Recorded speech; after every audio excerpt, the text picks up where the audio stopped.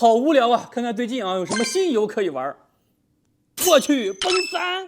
朋友们，崩3第2部在官网的预约啊已经超过500万了。这里边呢肯定也有很多啊之前从来没有接触过崩3的玩家，包括最近呢也有很多私信啊问我，这崩3第2部是什么意思啊？是新游戏吗？萌新入坑会不会有困难呢？所以今天啊我们就来全部解答一下。首先呢就是这个算不算新游戏？准确的来说啊不算，因为呢还是在一个 APP 里边，大家呢可以理解成是一个独立的新模式。虽然说继承了崩坏的世界观，偶尔呢有老角色客串，属于第1部世界观的延续。有朋友的举例啊，我觉得非常的形象，大家呢可以参考一下隔壁的奥特曼系列。属于同一个世界观的同时啊，每部作品又相对独立。想玩的舰长们呢，也可以直接去玩第2部，并不会有任何影响。但第1部还是建议大家去玩一下的，剧情可甜了，强烈推荐。它是一个健康、阳光、积极向上的故事。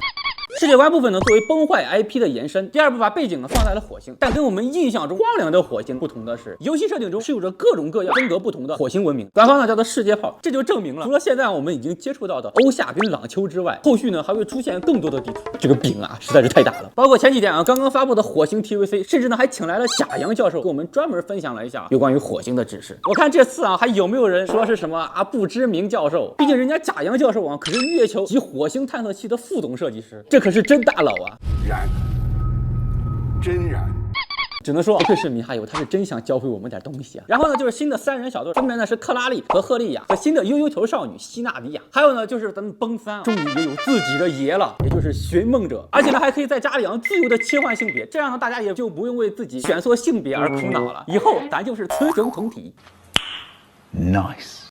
当然啊，作为一款动作游戏，很多人的第一时间啊就想到啊，是不是很硬核啊？怕自己操作不来。但我对于崩3第2部第一感觉就是更简单也更爽了，萌新上手啊，完全没有问题。尤其是第2部加入了星之环的战斗系统之后，爽感呢更是直接起飞。一句话总结，你被强化了，快上！有了这个系统之后，你再也不用考虑像之前那样啊一个一个的切 buff， 然后再上输出角色的这种套路。现在呢就是直接操作3个角色，星之环一开干就完了。当然啊，对于一些喜欢硬核的玩家，也是同样可以感受到新的战斗系统和连招操作带来的乐趣的。毕竟第2部呢将会是一个全新的立体式体验，很多怪物的机制也是需要跳跃才能更好的击败。所以我个人也是很喜欢崩3第2部的这种战斗思路，不愧是点燃了 ACG 动作之魂的游戏啊。